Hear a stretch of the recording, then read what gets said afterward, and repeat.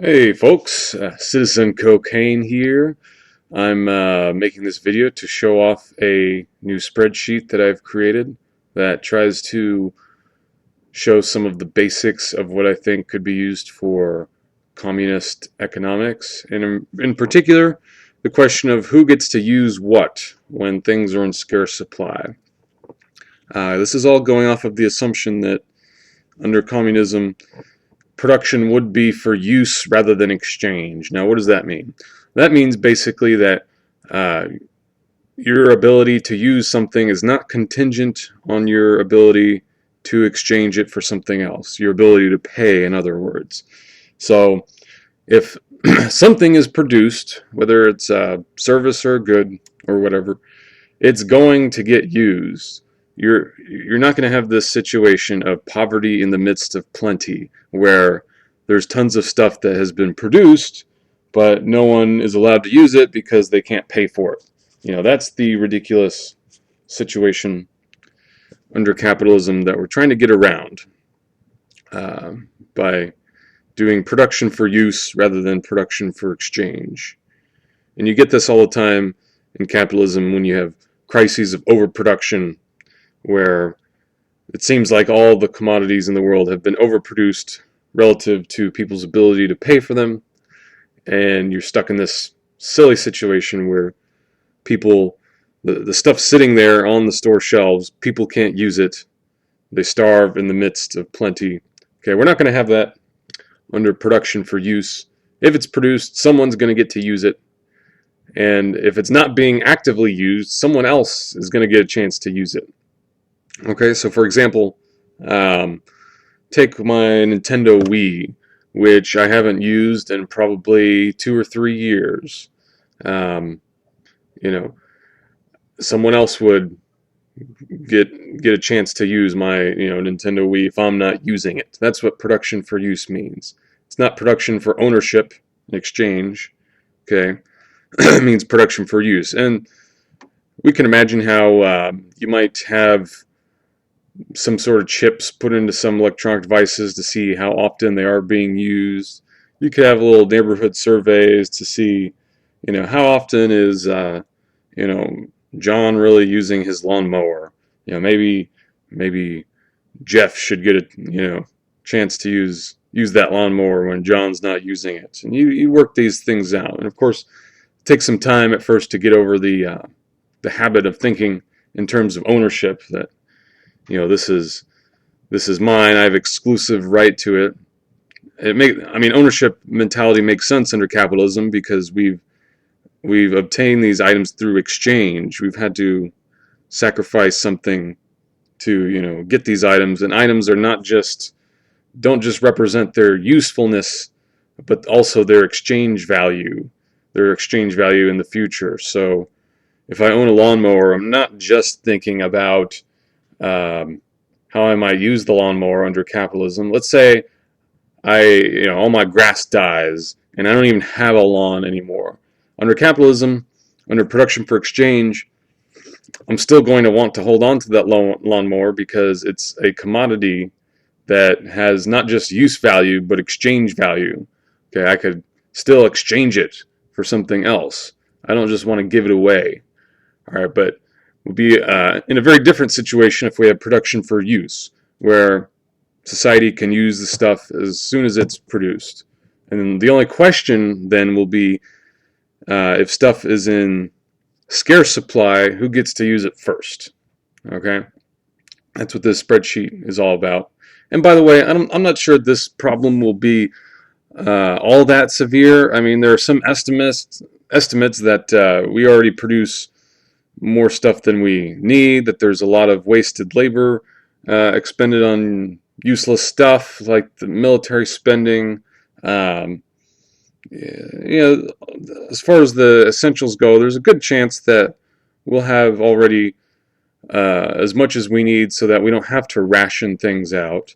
You just go to a warehouse or whatever and pick it up, use it, return it to the warehouse when you're not using it, and there'll be enough of an excess inventory to where you don't have to keep track of things quite this in depth. And by the way, there's an often quoted saying among bourgeois economists that people's wants, or people's desires, are unlimited. That's sort of one of their axioms of their economics. And while that might be theoretically true, there's another axiom that I'm proceeding off of, which is the idea that even though people's wants might be unlimited, their ability to actually use stuff is limited by the number of hours in the day. All right, so let's go back to my Nintendo Wii. I might theoretically want to play the Wii, but I'm also might want to browse the internet and do, play basketball and do all sorts of things. And there's only 24 hours in a day to do it. And what that means is a lot of things that I probably have in my house right now are going to go unused for long stretches of time. And if we're having production for use rather than exchange, what that means is those things then become freed up for other citizens to use when I'm not using them. All right. In a recent blog post, my idea or my principle for how to handle that was basically anything outside the bedroom is for free public use. All right. So if there's stuff that's like really personally yours and you don't want others using it under any circumstances, even under communism, all right, whether it's like, jewelry your mom gave you, or plastic dildos, or, who knows what, you put that stuff in your bedroom, and that's one place where the public is not allowed to, fish around and take stuff that you're not using. But other stuff, even in your house, like I said, this is going to take a different mentality. But if you're not using it, there's no good reason why others in society shouldn't be allowed to use it until you need it again.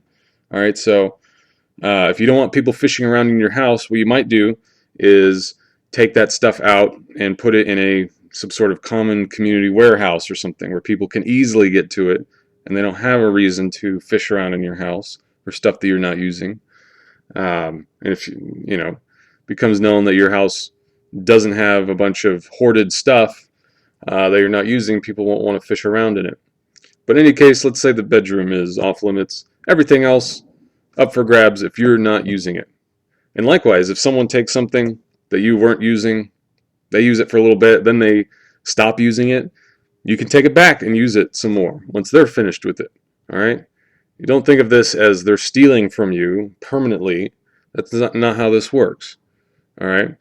And so, because there are only so many hours in the day, if we do production for use, what this means is that, things will be more plentiful than they seem currently. All right? Even though, for example, Nintendo Wiis might seem scarce right now because not every household has one. Not every household needs one if we're doing production for use, unless every household we're using it for 24 hours a day, which we know is not the case. So, we can use things much more efficiently under this framework, and have a lot less scarcity than it seems like we have right now. That's what I anticipate. But nevertheless, I think there will still be scarcity of some things. And in those situations, you have to decide who gets to use what and when. You have to, everyone can't use something simultaneously, so you've got to decide who gets first in line, dibs on using something before another person gets to use it. So this is what this spreadsheet's all about. And it's designed it to be hopefully mostly self-explanatory, but I'm going to walk through it anyways, just to show how it works. So we've got kind of a color key here. You'll see some fields down in the lower part of the spreadsheet that have these colors in them. And that basically, this just tells you where the different information would be coming from. All right, and we'll get to that in a second. Here's some explanation of key terms. I'll just explain these as we go through. It'll make more sense in context. All right, so let's start here with trying to figure out the costs, the societal cost of certain items produced by some producer A. All right, so some random item cost A, just take some item A, and in this case,